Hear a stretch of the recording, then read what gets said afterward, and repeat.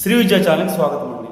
అయితే అందరు అడుగుతున్నారు స్వామి, ఈ నెలలో ఆగస్టు 12వ తారీఖు మనకి అమావాస్య రోజు సూర్యగ్రహణం, సంపూర్ణ సూర్యగ్రహణం ఉంది. అయితే ఈరోజు మనం నియమాలు పాటించాలా? చాలామంది సూర్యగ్రహణం లేదు అంటున్నారు. చాలామంది ఈ సూర్యగ్రహణం వల్ల కొన్ని రాసుల వాళ్ళు ప్రభావితం అవుతున్నారు అంటున్నారు. దీని గురించి సందేహ నివృత్తి చేయమంటున్నారు. ఖచ్చితంగా ఈ వీడియోలో మీకు క్లుప్తంగా చెప్పబోతున్నాను. సబ్స్క్రైబ్ చేయండి, షేర్ చేయండి, అందరికీ ఫార్వర్డ్ చేయండి అమ్మా. అలానే మీరు గమనించండి, సూర్యగ్రహణం అనేది మనకి కనపడదు. భారతదేశంలో ఈ సూర్యగ్రహణం ఎక్కడా కనపడదు. కనపడనప్పుడు నియమాలు అవసరం లేదు.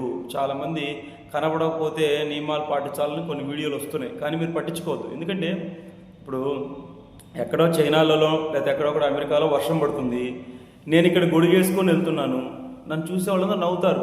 అదేంటండి మీరు అక్కడెక్కడో వర్షం పడుతుంటే ఇక్కడ గొడుగేసి తిరుగుతున్నారని మీరు నన్ను అడుగుతారా లేదా? అంతే కదా. ఎక్కడో వర్షం పడుతుంటే ఇక్కడ మనం గొడుగేసుకొని తిరిగితే కుదరదు. ఇక్కడ వర్షం పడుతుంటే మనం గొడుగు సేఫ్టీ మెజర్స్ తీసుకోవాలి. అలానే ఎక్కడో గ్రహణం పడుతుంటే ఇక్కడ భారతదేశ ప్రజలకి గ్రహణ నియమాలు లేవు. గర్భిణీ స్త్రీలు కూడా చక్కగా మీరు ఇంట్లో ఉండొచ్చు, ఇబ్బంది ఏం లేదు. గ్రహణం వల్ల ఎటువంటి ఇది లేదు, హాయిగా మీరు ఉండొచ్చు. చక్కగా మీరు విశేషంగా ఎటువంటి భయపడాల్సిన పని లేదు. ఈ గ్రహణం భారతదేశంలో ఎక్కడా కనపడదు. జై బాలా తెలుస్తుంది.